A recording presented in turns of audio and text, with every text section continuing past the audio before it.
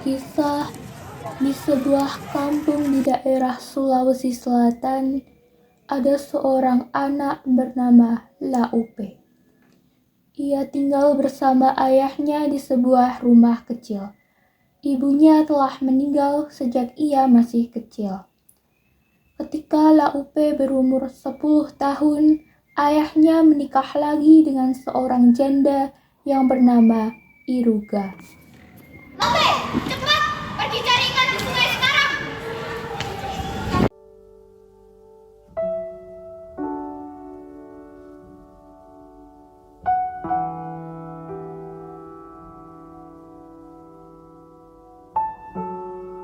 Sudah hampir setengah hari Laupe memancing, namun tak seekor ikan pun yang menyentuh umpannya. Hatinya pun mulai cemas. Aduh, aku pasti mendapat pukulan kalau tidak mendapat ikan. Berat sekali. Akhirnya aku mendapatkan ikan. Ampun Tuan, tolong jangan bunuh saya. Saya ini adalah Raja Ikan. Jika Tuan sudi melepaskan saya, apapun permintaan Tuan, saya kabulkan. Karena merasa iba, Laupe pun melepaskan ikan itu kembali. Akhirnya, ia pulang tanpa membawa hasil. Laupe, mana ikannya? Maaf tadi aku mendapatkan ikan besar tapi yang lepas. Bagaimana bisa kamu melepaskan ikan itu kembali? Ikut ibu.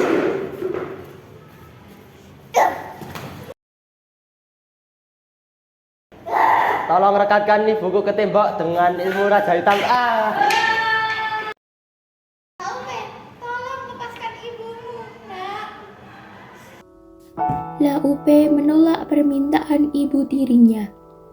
Ia justru pergi dan membiarkannya terus melekat pada pintu itu.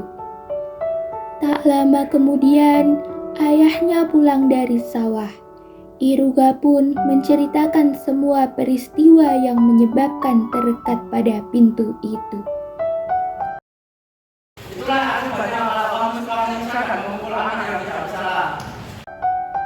Setelah berkata begitu, sang ayah pergi mencari Laupe.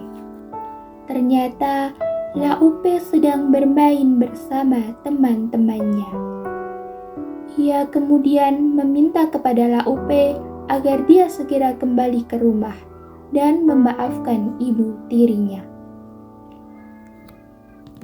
Sesampainya di rumah, ia segera melepaskan ibu tirinya dengan membaca mantra.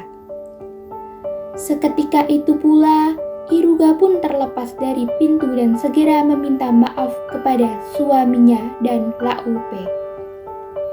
Sejak saat itu juga, Iruga tidak pernah lagi menyiksa dan memukul Laupe. Beberapa tahun kemudian, Laupe pun tumbuh menjadi seorang pemuda yang tampan. Suatu hari ketika ia sedang berjalan di depan istana kerajaan, tiba-tiba langkah... Aduhai, cantik sekali Tuan Putri itu. Andai aku bisa menikahinya.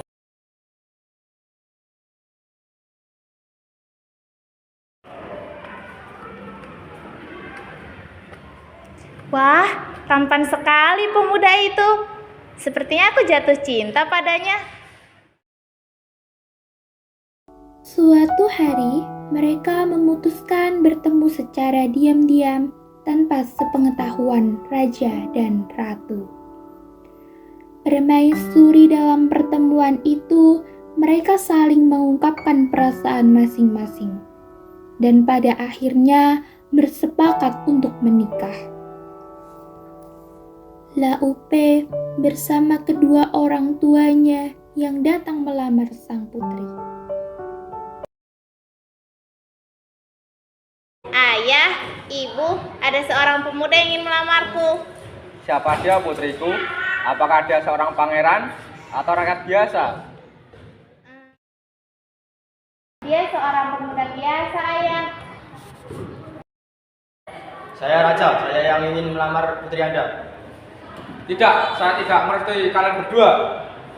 Tidak putriku, ibu juga tidak merestui. Namun, lamaran mereka ditolak oleh raja dan permaisuri karena menganggap Laupe tidak sederajat dengan sang putri. Sang putri adalah seorang keturunan raja, sedangkan Laupe hanyalah masyarakat biasa dan miskin. Mendengar penolakan itu pun, Laupe mencari cara agar dapat menikahi sang putri. Aku punya ide. Bagaimana jika aku melekatkanmu pada pintu agar kita bisa menikah? Baiklah, ayo kita lakukan. Pada malam itu, Laupe pun melekatkan sang putri pada pintu. Setelah itu, ia meninggalkan sang putri dalam keadaan melekat di pintu. Beberapa saat kemudian, seluruh penghuni istana menjadi gempar. Mereka mendapati sang putri sedang melekat di pintu kamar. Sang raja memutuskan untuk mengadakan sayembara.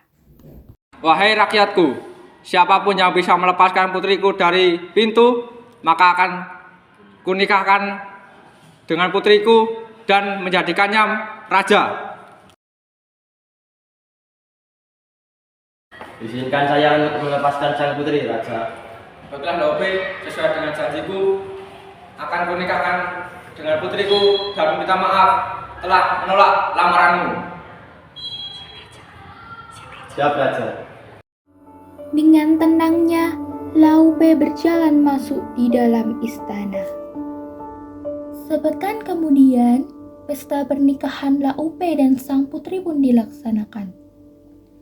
Dua mempelai benar-benar pasangan yang serasi. Laupe seorang pemuda yang gagah dan tampan, dan sang putri seorang gadis cantik dan rupawan. Laupe dan sang istri pun hidup bahagia. Laupe diangkat menjadi raja, maka semakin lengkap pun bahagia Laupe dan istrinya.